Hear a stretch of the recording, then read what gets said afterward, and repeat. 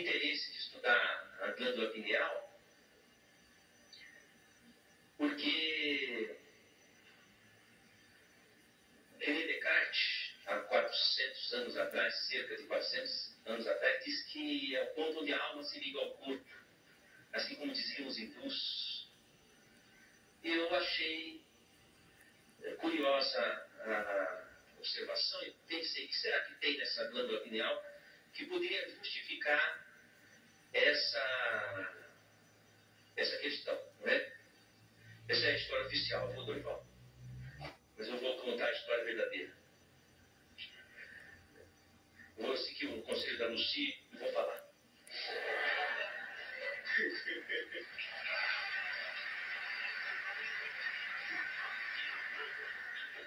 Eu me formei em medicina e depois eu dividia meu tempo entre a clínica médica e eu estudava física no Instituto de Física da Universidade de São Paulo. Por 4 anos fiquei no departamento de Física e Matemática, trabalhando em teorias de campo de DNA. E nesse meio tempo eu ministrei algumas aulas na Faculdade de Medicina. Uma delas foi no Instituto do Coração, sobre genética e cardiologia, porque eu estudava DNA e, portanto, tinha uma boa formação nessa área de genética.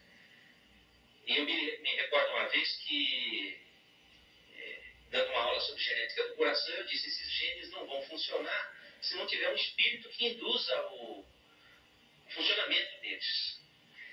E naquela época eu estava hospitalizado no próprio Instituto do Coração, do HC, na Faculdade de Medicina, o professor Zerbini. Já ouviu falar do professor Zerbini? E ele mandou me chamar. Eu fiquei apavorado. Falei, nossa, falei alguma coisa que não devia. E ele estava hospitalizado com câncer, já na fase terminal da vida dele. E ele disse assim: eu ouvi falar muito de suas aulas, não é? Eu falei, professor. Ele falou, gostei muito. Eu falei, então ele me aprovou nas observações. Até ele disse o seguinte: tenho 2 aulas ainda para dar e não vou poder porque não vou sair vivo dessa UTI. Você vai dar essas aulas. Eu dei as 2 últimas aulas do professor Zerbini, falando que o coração não se formava sem que o espírito estivesse ali induzindo a embriogênese. E aí passou um tempo. E tinha um professor também na neurofisiologia, chamava Johannes Ricardo, professor titular de neurofisiologia. Ele, inclusive, que traduziu do russo a obra de Luria, que Luria, você sabe que foi o russo que fundou a neuropsicologia. E esse professor falava assim para mim, nós tomávamos café no centro acadêmico, dizia assim: Sérgio, tem um abismo entre a psicologia e a neurofisiologia. Precisa de fazer algum gancho entre uma coisa e outra. E passou um tempo, o professor Zerbini desencarnou e o professor Jones Ricardo também desencarnou. E aí eu estava na minha casa. Eu morava numa kitnet, eu e minha esposa, comia no fogão de uma boca só, e eu tive uma alucinação. Então apareceu o professor Zerbini e o professor Jones Ricardo na minha sala, assim. Eu falei, nossa, eu preciso tomar um remédio, eu estou alucinando. E aí eles disseram assim para mim: você precisa estudar a glândula pineal. Eu falei, imagina estudar a glândula pineal, um órgão vestigial, tem que voltar para a anatomia. Estou na anatomística, não estou na anatomia. De jeito nenhum, não. Você precisa estudar. Você volta na universidade, vai no departamento de anatomia e vai estudar a glândula pineal. Eu falei, mas isso não é um assunto que me atrai, porque eu estava na física quântica, estudar anatomia em cadáver já tinha passado muito tempo de Versalhes, isso, né? E aí eu deixei quieto. Aí passou um tempo, uns meses, uma professora da anatomia, eu a encontrei numa palestra espírita. E me surpreendi, falei, olha professora, a senhora aqui, professora titular de neuroanatomia veterinária, a professora Ivênia Santos Prata. Aí ela estava com uma outra professora titular de anatomia também da Universidade Federal, e as duas estavam e vieram ter comigo. Falaram, Sérgio, você precisa pesquisar a glândula pineal, nós estamos precisando de uma pessoa no departamento para ver se eu falei, não é possível. A minha alucinação se verificou aqui não é? Eu falei, mas eu tenho mesmo que ir pesquisar a glândula pineal. E aí eu fui na anatomia lá da medicina e falei, olha, eu quero pesquisar a glândula pineal. Falaram, você precisa fazer pós-graduação, mestrado, doutorado, para pesquisar. Mas nós não temos linha de pesquisa em pineal, nós só temos, e desfilou uma série de infinitas pesquisas, mas sobre pineal não tinha. Eu falei, não, mas para mim eu só vou fazer a pós-graduação se puder estudar pineal, porque eu vim aqui para estudar pineal, sem contar a história toda, porque eu achava que eu estava maluco, e eu percebi que era verdade isso. E aí um professor, subrepticiamente, entendeu a situação, espiritualista inclusive, e me deu espaço para eu pesquisar. E aí foi. Aí saiu a pesquisa que eu vou mostrar para vocês. E os derivativos dela. Tá? Então, mas vocês não contam para ninguém isso que eu falei para vocês. Vale a primeira história. Então, antes disso, eu vou passar alguns conceitos que são importantes, porque essa aula eu dei no Hospital das Clínicas, então tive que adaptar para o pensamento do pessoal lá da medicina. Vamos ao primeiro quadro. Esse é um livro do Jeffrey Schwartz, de uma universidade americana, e ele fala uma história que foi publicada numa revista científica que eu achei muito interessante de colocar aí. Eu vou contar para vocês. É uma paródia que normalmente se faz chacota do espiritualista. Mas, hoje em dia, dentro da própria alçada da ciência, já existe chacota dos materialistas. Então, a história é a seguinte. É uma fábula, né, vamos dizer assim. Havia um planeta que havia recebido um sinal aqui da Terra. E o chefe do planeta falou, nossa, tem algum planeta emitindo um sinal. É o planeta Terra. Então, ele mandou um emissário para o planeta Terra, e de outras galáxias, mandou um emissário, pesquise lá de onde vem os sinais. E a pessoa pesquisou e voltou lá para o planeta da outra galáxia. Olha o seguinte, esses sinais vêm de máquinas. Máquinas? Mas quem faz essas máquinas? São homens que vivem naquele planeta. E do que são feitos homens? De carne. Carne? Mas como é que pode carne fazer máquinas?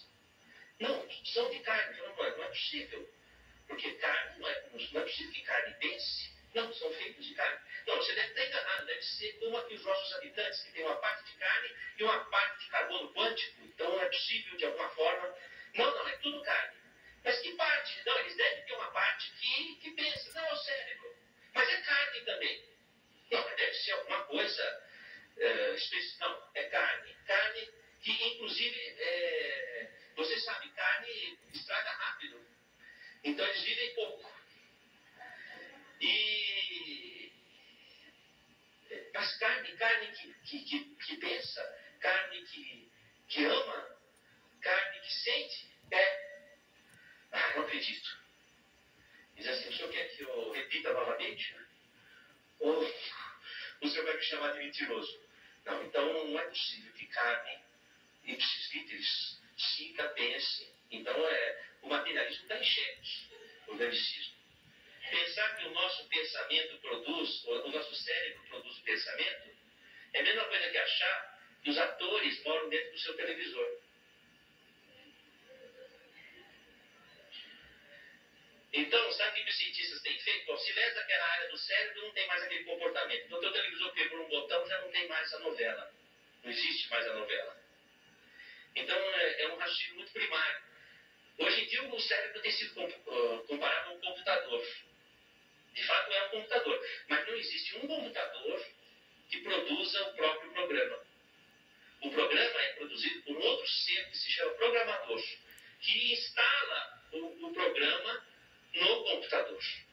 Então, o pensamento, a imaginação, elas não podem nascer de dentro do cérebro. Elas têm que vir de fora do cérebro e ser instaladas no cérebro, por lógica formal de raciocínio informático.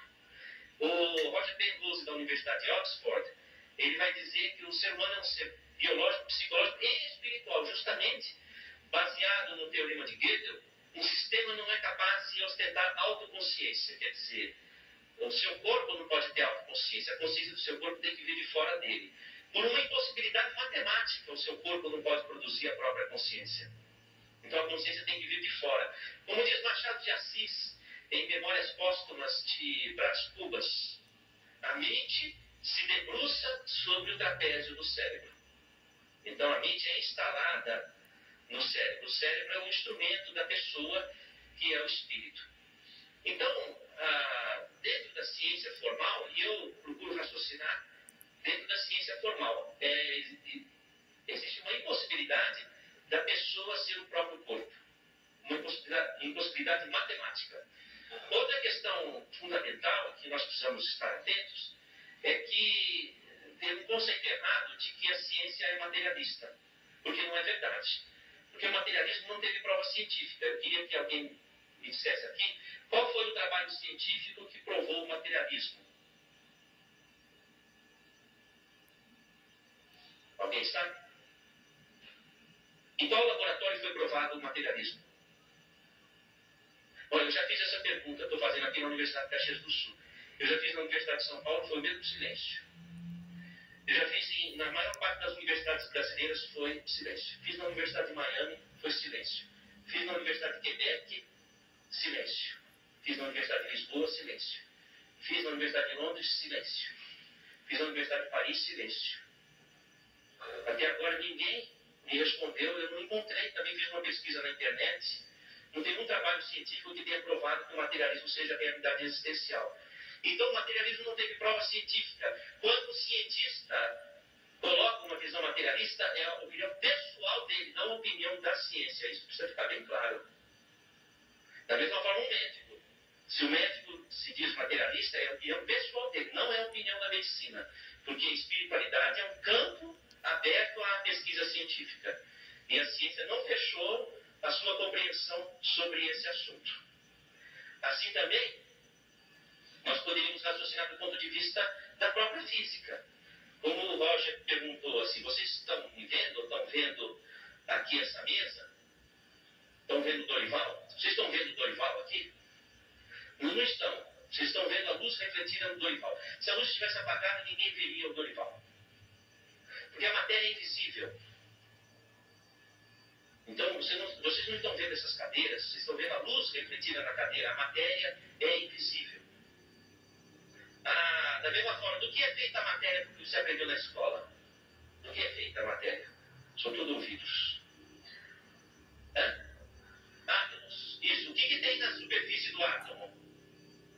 Elétrons. Isso, elétrons. O que acontece quando você aproxima um elétron do outro? Se repelem. Por que se repelem? Porque tem mesma carga. Dois ímãs de mesma carga se repelem, não é assim? Tá. Então, quando você toca a matéria, na verdade, o que você sente como impressão tátil não é o toque, mas é a força de repulsão eletrostática entre os elétrons. Então, existem elétrons nesse chão aqui, uma camada de elétrons. E eu estou pisando sobre essa camada, flutuando sobre essa camada, porque os meus pés também são de elétrons na superfície. Então há uma repulsão eletrostática. Se fosse possível tocar a matéria, haveria fusão atômica. Seria um aperto de mão, uma explosão, um abraço, uma explosão. Acabava o mundo. Às vezes acaba, um abraço pode acabar o mundo, mas... Veja, eu queria que vocês raciocinassem. A matéria é invisível e a matéria é intangível. Então o materialista acredita no que ele não toca e naquilo que ele não vê. Já tem muita fé para se tornar um materialista. Oi, filha. O que é que você está perguntando? A escuridão é o medo. O medo é a escuridão. Não é? Então, a questão é que falar de espiritualidade numa universidade é, sobretudo, trazer a ciência à lucidez e à honestidade. Na Universidade de São Paulo, onde eu me formei, o primeiro artigo da Universidade de São Paulo, do Estatuto, é: a universidade deve ensinar e pesquisar todas as formas de pensamento. Todas as formas de pensamento. Isso inclui todas as culturas, inclusive. O professor Miguel Teari, que foi reitor da USP, um dos maiores juristas de todos os tempos, ele mandou escrever no chão da reitoria, em letras garrafais: no universo da cultura, o centro está em toda parte. Então, o centro de uma universidade não pode estar baseado numa cultura materialista, sobretudo quando o povo que sustenta as nossas universidades é de aculturamento espiritualista. Seria um contrassenso. Aliás, o professor Miguel Beara é interessante, ele foi operado no Instituto do Coração, e ele escreve um artigo para o jornal Estado de São Paulo, dizendo assim, que ele foi operado do coração e teve que passar por circulação extracorpórea, quer dizer, o seu coração ia ser aberto e precisava de uma máquina que fizesse o papel do seu coração. Então, seu sangue transitou por uma máquina fora do corpo dele. E o cérebro, para não sofrer danos, foi resfriado a 4 graus centígrados. E ele relata tudo o que foi falado na cirurgia e que é confirmado por todo o staff. Isso ele escreve no jornal Estado de São Paulo, no editorial na época. E ele diz, portanto, incito os cientistas da universidade da qual fui reitor a pensar na possibilidade da consciência estar fora do corpo. Então isso saiu no jornal Estado de São Paulo.